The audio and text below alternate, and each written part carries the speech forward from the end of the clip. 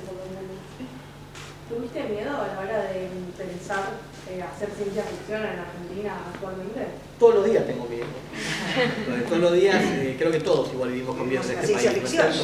Por una cosa o por otra todos vivimos con miedo, pero es ciencia ficción. Es lo que dije al comienzo de la charla. Yo trato de ser sincero y siempre decirle lo que me está pasando. Por eso digo, la verdad que hacer una película lleva muchas decisiones, es mucho tiempo de inversión de tu vida y tenés que pasarla bien, porque a su vez uno elige estar en este lugar. Si la pasás mal, como muchos colegas que charlamos mucho al respecto, yo digo, bueno, dediquemos a otra cosa, qué sé yo. El tema es que, bueno, uno a veces se dedica a esto porque cree que es lo único que uno puede llegar a hacer medianamente bien. Entonces, ¿a qué otra cosa me puedo dedicar? Pero más que temerle a las películas de miedo, le tengo miedo a la realidad y a todo lo que está pasando, digamos, ¿no? Y las películas de miedo, cuando son buenas, de alguna manera reflejan eso. Son a veces cuentos que son metáforas o simbologías a las cosas que suceden, ¿no es cierto? Ahí es donde ya a mí me enganchan las películas de terror. Digo, mirá, esto a mí me trajo a la guerra o me trajo a los miedos viscerales que todos tenemos, ¿no es cierto? Dejan de ser una película solamente para asustar, que hay un género, un subgénero dentro del cine de terror que es las películas, la fuck movie, le dicen, que son para abrazar a tu pareja, ¿viste? Para que te asustes. Hay también películas de terror que son verdaderamente obras en donde te están diciendo otra cosa por detrás y están buenísimas. Fabián, ¿la película estuvo en el VAX y en algún otro festival? No, en el VAX no estuvo. ¿No estuvo? No, capaz que está ahora. No, estuvo solamente en Fantaspoa, en Porto Alegre. Y ahora estamos viendo el camino de la película. Ahora la tiene una productora, una distribuidora, no sé si se puede decir, Shinga Films, y ellos están manejando la película internacionalmente. Así que veremos qué pasa con las películas. Un misterio el camino de la película. ¿De dónde sacaron las expresiones así? Sé que en una parte hablan sobre el lenguaje del latín, pero que hay sánscrito también. ¿Qué? Ni siquiera, porque esto invento mío. ¿En serio? Está muy bueno. Capaz que hay alguna palabra en latín, capaz, pero esto es invento mío y realmente... Porque no es al revés, yo digo, o debe ser una cinta como antes que hacían al revés, ¿te acordás? Claro, bueno, una de las apuestas fue ese lenguaje también. Yo no le quería transmitir mi miedo a ellos a la hora de ensayar, pero yo pensaba, ¿cómo se va a sostener estas pócimas, estos conjuros, estos hechizos, ¿no es cierto? A su vez en la edición también encontrás un camino para la película, ¿no? Viste que muchos dicen que el guión se reescribe en la edición. Sí. Yo trato de respetar mucho el guión porque, por lo menos desde mi criterio, trabajo mucho en el guión. Pero después en la edición tal vez hay cosas que empezás a reacomodar o quitar algunos fragmentos de diálogo donde dices esta información ya se vio, ya se dijo. Cuando ella vuela, por ejemplo, por guión el hechizo era más largo, pero como veníamos de hacer un hechizo y una cuestión rítmica de la película al verla, me decía acá yo voy a quitar el hechizo, voy a quitar lo que dicen ellas oralmente y voy a dejar más que nada a la música de Eric y voy a editar al efecto de ella volando. Muy bien. Después al final, cuando ella se enfrenta al diablo, que la persigue el personaje de Ezequiel, ahí ella sí dice el hechizo y vuela, ¿no es cierto? Excelente. Pero uno a veces toma decisiones también en montaje. Digo. Claro, imagino. Sí. Fabián, ¿cómo laburaste con las voces? Sobre todo la de los tres personajes. Acá esto me gustaría que lo respondamos, porque el señor hizo una voz muy distinta a la real. Justamente pensamos que había un efecto tridimensional de las voces de ellos. En el caso de él fue una decisión que él tomó, que a mí me gustó mucho, pero me gustaría si vos querés responder. Sí, bueno, pasó un poco lo que decía anteriormente, ¿no? Que el hecho de estar con el vestuario y empezar a leer, a pasar el texto, estar en el vestuario, conocer a las compañeras. Bueno, Virginia también tiene una voz muy poderosa, cavernosa, grave, también Nati, pero en mi caso usé de referencia, no se rían, por favor, pero hay, gente que tiene un modo de hablar, una manera de hablar, una manera de articular que es muy especial. Una es Víctor Hugo Morales, otra es Jorge Asís, y en base a ellos, son referencias un poco tiradas de los pelos, pero es la verdad. Es lo que escuché y empecé a probar el texto y a modular como ellos y vi que era posible. Claro, notaba que era una voz real, una cosa real. Claro, ellos naturalmente también como comunicadores tienen una tendencia a engolar la voz, Claro. ¿no? Y a manejar los bajos. Esto lo posibilita el cine también, ¿no? Que te permite trabajar con una frecuencia de bajos que el teatro no te lo permitiría porque tenés que ser expansivo, salvo que tengas un vozarrón. Pero en el cine eso es posible, y a mí particularmente me gusta mucho explorar la caracterización, lo que es el personaje, cómo se comporta, lo comportamental, y la voz también, me parece que es fundamental.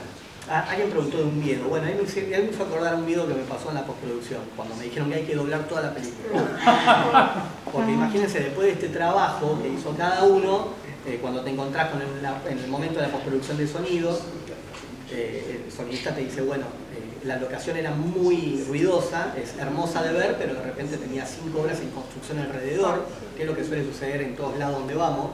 Entonces vos escuchabas, en el silencio escuchabas y entonces Pablo me decía, hay que doblar toda la película. Era un gran horror para todos, para los productores que tenían que enfrentar ese costo, para los actores que era volver a trabajar la voz, que vos terminás la película, ya estás trabajando en otra cosa si tenés suerte. Entonces ahí apareció otro miedo, digamos. Y hubo que doblar gran parte de la película, pero no toda la película, como ya me habían vaticinado. Sí. Porque nada es gratuito. Vos podés tener una locación hermosa, pero de repente sonoramente es un espanto, o al revés, ¿no? Una pregunta para los actores. ¿Cuáles fueron sus escenas favoritas de hacer? Para mí hubo muchas, todas las que significaron un desafío físico, que era lo que yo no había hecho antes y no estaba acostumbrada. Las de la pileta, las de la bañera, con efectos especiales, con el fuego, volar, todo eso a mí me enloqueció. Bueno, correr con que me perseguía, me enloqueció y aprendí muchísimo y eso me volvió la cabeza. Eso lo disfruté muchísimo.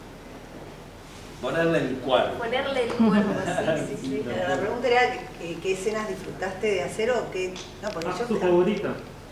de lo que hicimos. De lo que no hicimos, de lo que vimos. Porque de lo que vimos, te digo, no. de lo que hicimos, bueno, sí, casi todo, sobre todo estas partes de los conjuros, la parte de la puerta que esté por entrar el demonio, que estuvimos ahí un día entero. El recuerdo físico de entrar en situación. Después a mí me encantó, creo que el primer escena fue la de los sapos, la del panicino. Y yo tenía terror y decía, yo en mi vida agarré un sapo, no sé, y agarré un sapo, 1 o 2, después casi me lo llevo a casa, hermoso. O sea. Eso también, ¿no? No me escupieron ni me hicieron pi, viste que te decían que estaba ciega, no me pasó eso. No con estos sapos, con otros sí. Y después de la peli, o sea, flashé recién. Realmente esa escena, la última escena es impresionante. No, la anteúltima, no la última, digo, esa persecución. Sí, impresionante. Ahí siempre la gente que sabe que hago cine de terror me dice, yo no sé cómo hacer cine de terror, vos estás loco, ¿viste? ¿Qué te pasa? ¿Qué haces esto? O yo no miro películas de terror. Entonces cuando tengo la posibilidad que estoy en un rodaje, los invito a que vengan a ver lo que es un rodaje, porque es un lugar de mucho juego, ¿no es cierto? Todo lo que vos ves, que mientras le destripan a alguien, le sacan la pierna al actor, después vos lo ves y son muchísimos planos y hay mucho efecto de magia atrás. Y realmente yo confieso que me encanta la magia, me encanta el laburo del mago, me encanta eso. Y creo que el cine tiene mucho de eso, ¿no es cierto? Del montaje, de la perspectiva de dónde pones la cámara. Estas pelis, las pelis que puedo hacer ahora, son películas que son muy de los 80, de los 90, porque no es que es un catálogo de efectos visuales como la gran industria hollywoodense donde todo es digital. Nosotros hacemos películas en donde tenés un poco de todo, intervenciones digitales, tenés un make-up atrás, hay efectos prácticos reales y hay mucho laburo de montaje de ver cómo poner la cámara sin que se note el truquito, ¿viste? Pero para eso volvemos al mismo tema del tiempo y el dinero, porque necesitas muchos planos para contar esa mentira. En una conversación, vos tal vez con 2 primeros planos, haces 6 escenas de guión, con una buena dirección de actores atrás y construís lo que tenés que construir. Pero acá tenés que ser, hay escenas de 45 planos para contar que ella se mete en el agua, que ella está en el agua, que ella la quiere ahorcar, que ella quiere sobrevivir, que su espectro, su plano astral está sofocándose. Es complejo y necesita de muchos planos, entonces necesita de más tiempo. Ahí volvemos al tema del tiempo que necesitas para hacer una película de fantasía, ¿no? Que tenés un presupuesto que te limita. Yo creo que la serie de Fito también había un presupuesto que limitaba todo, pero es otra la apuesta, ¿me entendés? Ahí tal vez el laburo está fuerte en el arte, en los recitales, en las escenas de extras, ¿no? Acá son los efectos. Ahora, nosotros que, al menos yo que somos más veteranos, un poco charleantes con vos, la cantidad de películas de terror que he visto, que hemos visto, qué sé yo, desde El Exorcista, Viernes 13, La Habitación del Pánico, bueno, todas esas. En alguna de esas, y también ustedes, ¿la tuvieron de alguna manera en mente a ver si les recordaba alguna escena que a lo mejor ustedes se atrevían a hacer? Bueno, Exorcismo y El Exorcista, la escena del baño, sí. Una referencia. Al día de hoy han habido 2000 películas de exorcismo, pero creo que El Exorcista sigue siendo la más power, pero creo que porque está encarada del lado dramático también, ¿no? Claro. Vos tenés una hora de película de construcción de personajes, si no te metes en la historia de la madre, te metes en la historia del cura que está perdiendo la fe, entonces entrás como un caballo, ¿viste? Después ha habido grandes películas de exorcismo, El Exorcismo de Emily Rose es muy buena, El Conjuro, pero bueno, referencias también, ahí tenés otra. ¿Dónde te agarras para crear a una persona posesa? ¿Entendés? Como actor, como actriz, es algo que uno ha visto y decís, ok, esto lo puedo hacer, pero cuando te ponen la cámara acá, decís, ¿por dónde empiezo? Bueno, yo no conocía nada del género y acá el maestro, yo ahora soy fan de tantas películas, porque hicimos un gran trabajo de mirar.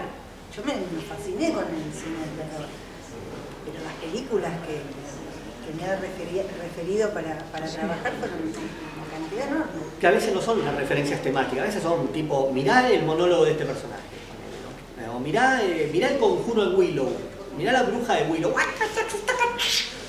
La actriz importante se lo tiene que creer, ¿entendés? Hace poco hablaba con Seba Pivoto, que es un director de series de Polka, y él me decía que un día tuvo que hacer una escena con Zimbrowski, y no me acuerdo, una actriz muy buena, y decían, ¿de dónde me agarro? Decían, bueno, son 2 Jedis, me dijo, son 2 Jedis y tienen la fuerza, Son grandes actores, entonces logran que vos te creas eso que está pasando, pero en el fondo ellos decían, che, ¿esto cómo va a quedar? ¿Cierto? Nunca hice esto, ¿ok? Entonces, claro, esa es la complejidad que se suma a este tipo de películas, ¿no? Te digo que es una alegría, una sorpresa, algo satisfactorio que el cine argentino encare estos temas. Porque yo me acuerde, en mi época eran las películas de Ibáñez Menta, pero después cine de terror argentino. Hace poco hubo un documental que se llama Otra película maldita, yo no la vi todavía, me entrevistaron, pero no la vi, donde hablan de mucho cine antiguo y no tanto de lo que está pasando ahora. Y muchos directores actuales, cuando vieron la película y me contaban, me decían, mirá, subrayaron mucho el cine antiguo, donde hubo casos aislados de películas de fantasía y terror, pero me decían, hoy es el momento donde hay toda una línea de cineastas jóvenes y no tan jóvenes como yo, donde estamos haciendo películas fantásticas. Bienvenidos. Y hoy día, viste, ha crecido mucho. Películas industriales, otras independientes, que eso no significa que sean mejores o no, hay mejores independientes que industriales incluso. Pero creo que el momento del cine fantástico, como decís, acá en este país es ahora, me parece. Por eso viene a bien cuando dicen lo que no es puede llegar a ser. Como te ven, te tratan. Si te ven mal, te contratan. Y si te ven bien, te contratan. Muy bien, muy bien. Diría que aprovechemos y salvemos con un aplauso. Muy bien.